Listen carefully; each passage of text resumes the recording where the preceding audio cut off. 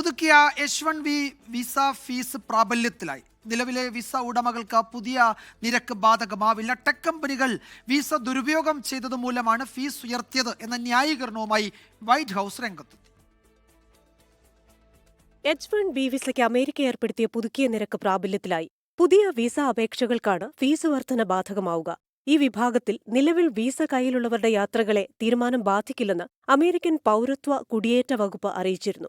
2023 നൽകിയ H1B വിസകളിൽ 72% ഇന്ത്യക്കാർക്കാണ് ലഭിച്ചത്. അതുകൊണ്ടുതന്നെ അമേരിക്കയിൽ തൊഴിൽ തേടുന്ന ഇന്ത്യക്കാർക്ക് തീരുമാനം തിരിച്ചടിയാകും. നിരക്ക് വർധന പ്രാബല്യത്തിലായതോടെ കാനഡയിലോ മെക്സിക്കോയിലോ പുതിയ ജീവനക്കാരെ നിയമിക്കാൻ കമ്പനികൾ ശ്രമിച്ചേക്കുമെന്നാണ് റിപ്പോർട്ടുകൾ. അതേസമയം വിസ ഫീസ് ഉയർത്തിയതിൽ വിശദീകരണവുമായി വൈറ്റ് ഹൌസും രംഗത്തെത്തി. H1B വിസകൾ ടെക് കമ്പനികൾ ദുരുപയോഗം ചെയ്തതിന്റെ കണക്കുകൾ ഉദ്ധരിച്ചാണ് വൈറ്റ് ഹൌസിന്റെ ന്യായീകരണം. അമേരിക്കൻ ടെക്കുകളുടെ തൊഴിൽ നഷ്ടത്തിന് പ്രധാന കാരണം H1B വിസകളാണെന്ന് പറയുന്നു. അമേരിക്കക്കാരെ കൂട്ടത്തോടെ പിരിച്ചുവിട്ട് കുറഞ്ഞ വേതനത്തിൽ വിദേശികളെ നിയമിക്കുന്നുവെന്നാണ് ആരോപണം. 5189 H1B വിസകൾ ലഭിച്ച കമ്പനി അതിനുശേഷം 16,000 അമേരിക്കക്കാരെ പിരിച്ചുവിട്ടെന്ന് വൈറ്റ് ഹൌസിന്റെ പ്രസ്താവനയിൽ പറയുന്നു. വിദേശികളുടെ നിയമനം മൂലം 40,000 അമേരിക്കൻ ടെക്കുകൾക്ക് ജോലിയില്ലാതായെന്നും വസ്തുതാപത്രത്തിലുണ്ട്.